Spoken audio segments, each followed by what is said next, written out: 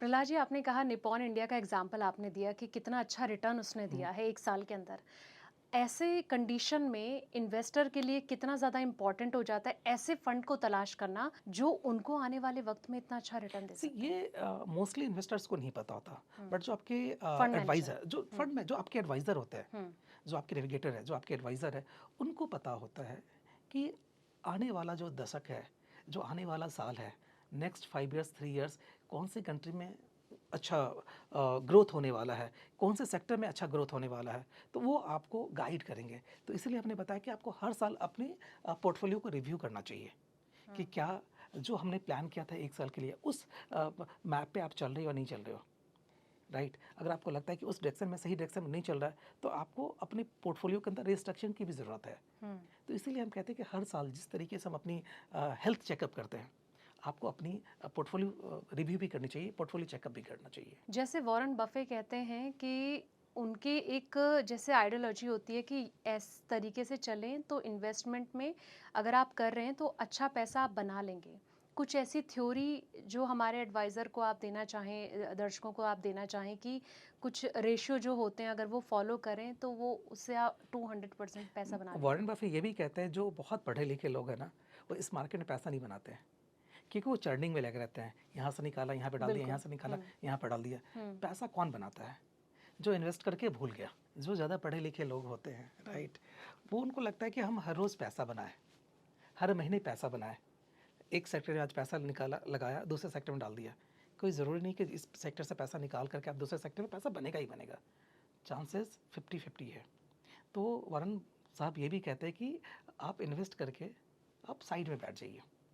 अगर आप इन्वेस्टेड हैं किसी भी सेक्टर में, वो हुँ, सेक्टर चलेगा ही चलेगा। हो सकता है 2 साल तक नहीं चले, 3 साल तक नहीं चले, लेकिन 5 इयर्स में, 10 इयर्स में, 50 इयर्स में चलेगा ही चलेगा। हुँ, आज से 10 साल पहले, 15 साल पहले डिफेंस सेक्टर को कोई नहीं जानता था। बिल्कुल। रिन्यूएबल एनर्जी सेक्टर को नहीं जानता था। हुँ, लोग सुनते थे कि हाँ, एक रिन्यूएबल एनर्जी नाम की कोई इंडस्ट्री है। हुँ, लेकिन आज आप देख लीजिए, ईवी को कितने लोग जानते थे आज से 15 साल पहले, 10 साल पहले।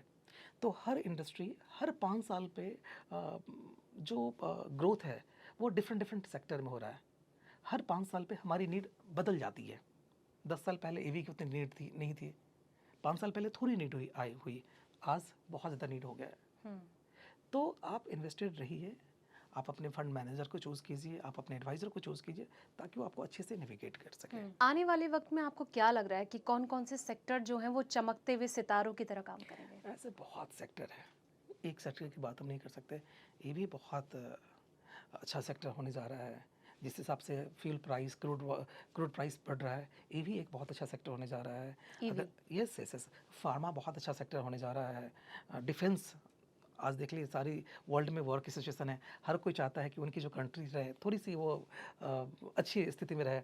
जो डिफेंस सेक्टर है, वो काफ़ी अच्छा मतलब होने जा रहा है। तो बहुत ऐसे सेक्टर हैं। बिल्कुल।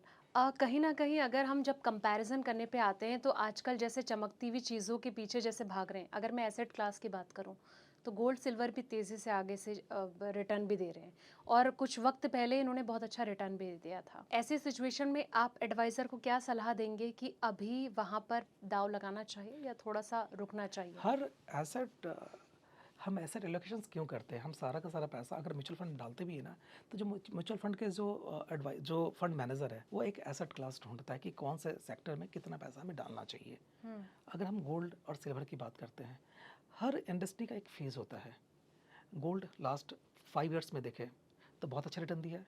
हुँ, लेकिन लास्ट अगर मैं 6 महीने में देखूँ, तो रिटर्न नेगेटिव रिटर्न दिया है। हुँ, तो हर सेक्टर का अपना एक टाइम फ्रेम होता है। सिल्वर की बात करें तो हुँ, लास्ट 6 मंथ में नेगेटिव रिटर्न दिया है, लेकिन उससे लास्ट 2 इयर्स की बात करें तो बहुत अच्छा रिटर्न दिया है। तो किसी भी सेक्टर में आपको इन्वेस्टेड रहना पड़ेगा, हुँ, चाहे वो सिल्वर हो, गोल्ड हो, ये एक डिफेंसिव सेक्टर माना जाता है। अगर हुँ। आपके पास में पैसा पार्क करना हो, तो आपको ऐसे सेक्टर में इन्वेस्ट कर सकते हैं और आपको अपने पोर्टफोलियो में कुछ ना कुछ पैसा गोल्ड और सिल्वर में पैसा ज़रूर डालना चाहिए। निवेशकों को एक ही एएमसी में दाँव लगाना चाहिए या फिर अलग-अलग डाइवर्सिफ़िकेशन भी करना चाहिए? सी डाइवर्सिफिकेशन सिर्फ शेयरों में नहीं, अलग-अलग एएमसीज़ में भी होना चाहिए, क्योंकि हर एएमसीज़ का अपनी डिफरेंट डिफरेंट इन्वेस्टमेंट इंजीनियरिंग है, डिफरेंट डिफरेंट सोच है।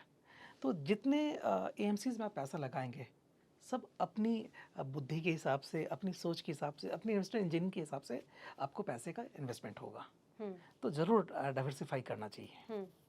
कुछ देर पहले प्रहलाद जी आप कह रहे थे कि जब जब मार्केट टूटी है तब तब उसके बाद पैसा बहुत बना है, जी। तेजी से मार्केट भागा है। आप ऐसा मानते हैं कि अभी वॉर वाली सिचुएशन है, आने वाले वक्त में मार्केट हरा भरा रहेगा और पैसा बरसेगा? बिल्कुल बरसेगा, क्यों नहीं बरसेगा? पहले कभी ऐसा हुआ है जो नहीं बरसा है? चाहे वो कोविड का टाइम हो, चाहे वो सबप्राइम का टाइम हो, चाहे वो 9/11 हो, हर बार ऐसा हुआ है। जब भी मार्केट टूटता है, उसके बाद बाउंस बैक होता है। अभी कुछ महीने पहले, 1 महीने पहले ट्रंप ने बताया कि हम वॉर को होल्ड पे रख रहे हैं। क्या हुआ था मार्केट? एक दिन में 2000 पॉइंट बढ़ गया था सेंसेक्स। तो ज़रूर बढ़ता है, पैसा बनता है। इन्वेस्टेड रहिए। 365 दिन में आपका 15 दिन मार्केट में पैसा बनेगा, लेकिन उसके लिए आपको 365 दिन इन्वेस्टेड रहना पड़ेगा। वो 15 दिन कौन सा होगा, ओनली गॉड नोज, लेकिन बनेगा ये कंफर्म है। अगर आप मैं 5 ईयर्स की बात के चलूँ तो 5 साल में से 5 साल पैसे नहीं बनते।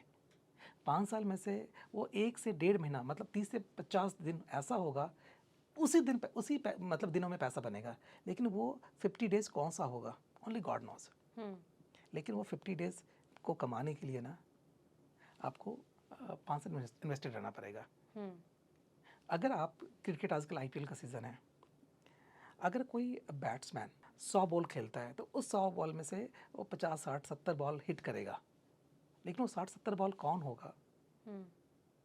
जब बॉलर बॉलिंग करेगा तो पता चलेगा कि कौन सा बॉल लूज है, उस पर वो हिट करेगा। यही होता है ना। लेकिन वो 50-60 शॉट मारने के लिए आपको 100 बॉल तो खेलना पड़ेगा ना। उसी तरीके से इस मार्केट में 5 साल इन्वेस्टेड रहते हैं तो आपको 50 डेज वैसा मौका मिलेगा जिसमें आपका पैसा मल्टीप्लाई होगा। तो आप इन्वेस्टेड रहिए, आप हिट विकेट होके मत आ जाइए। इन्वेस्टेड की आप बात कर रहे हैं, एक सवाल मेरा ये प्रहलाद जी कि इन्वेस्टिंग से करोड़पति बना जा सकता है या फिर ट्रेडिंग करके? ट्रेडिंग करके बहुत मुश्किल है वेल्थ क्रिएट करना। क्यों? क्योंकि उसमें आप हर रोज़ हार रहे हो, हर रोज़ जीत रहे हो। पैसे की कंपाउंडिंग, बिना कंपाउंडिंग का करोड़पति बनना बहुत मुश्किल है। एक छोटा सा फार्मूला है, 15,000 रुपये आप हर महीने सेव कीजिए, 15 साल तक सेव कीजिए, और 15 साल का रिटर्न, अगर 15% का रिटर्न आता है तो आपको 1 करोड़ रुपये ऐसे बन जाते हैं। ट्रेडिंग करके वेल्थ क्रिएट करना बहुत डिफ़िकल्ट है। उसके लिए आपको फंड मैनेजर की फिर आपको ज़रूरत नहीं है, आपको खुद फंड मैनेजर बनना पड़ेगा, आपको खुद एक्सपर्टीज़ लानी पड़ेगी। उसके लिए आपका ये फुल टाइम जॉब आपका होगा फिर। अगर आप एक इन्वेस्टर है तो पैसा आप बना सकते हैं, एक ट्रेडर है तो पैसा बन भी सकता है और पैसा नहीं भी बन सकता है। आप ये देखिए ना कि जितने भी आज तक इस मार्केट में वेल्थ क्रिएट किया है, वो या तो फुल टाइम इन्वेस्टर्स थे जिनका यही काम था, चाहे वो राकेश झुनझुनवाला हो या दमानी साहब हो, कोई भी हो, बट उनके पास में वो एक्सपर्टीज़ भी तो थी ना। लेकिन प्रहलाद जी, बात तो यही है ना कि आजकल लोग ट्रेडिंग के पीछे ही भाग रहे हैं। वो ये चाह रहे हैं कि बस ट्रेडिंग से ही हम पैसा बनाएं। ट्रेडिंग में की अगर हम बात करें तो एक रिपोर्ट है जिसमें से 97-98% जो इन्वेस्टर है ना, पैसा खो चुका है ट्रेडिंग करके। ट्रेडिंग करना इतना आसान नहीं है, बहुत डिफ़िकल्ट है। उसके लिए आपके पास में एक्सपर्टीज़ होनी चाहिए, और वो एक्सपर्टीज़ 1 दिन, 2 दिन, 3 दिन में नहीं आती। वो एक्सपर्टीज़ 10 ईयर्स, 15 ईयर्स, 20 ईयर्स में आती है। जब तक कि आप गंवाएंगे नहीं ना इस मार्केट में, आपके पास एक्सपर्टीज़ आ नहीं सकती। तो आप एक डिसिप्लिन इन्वेस्टर बनिए।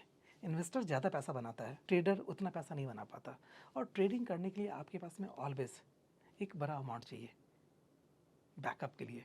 तकरीबन करोड़, 2 करोड़, 5 करोड़ पे चाहिए, तभी आप ट्रेडिंग कर सकते हैं। आप 5,000, 10,000, 20,000, 50,000, लाख रुपए लेकर आप ट्रेडिंग नहीं कर सकते। तो आप डिसिप्लिन इन्वेस्टर बनिए, आप अपने काम पे फोकस कीजिए, पैसे को आप काम पे लगाइए। अगर आप अपने काम पे फोकस करेंगे तो आप वहाँ से वेल्थ क्रिएट कीजिएगा, वहाँ से आप पैसे कमाइएगा, और अपने पैसे, जो आपकी सेविंग्स वाली पैसे है, उसको आप काम पे लगाइए। आप फंड मैनेजर को दे दीजिए, आपके बदले में वो फंड मैनेज वो अच्छे से कर पाएंगे।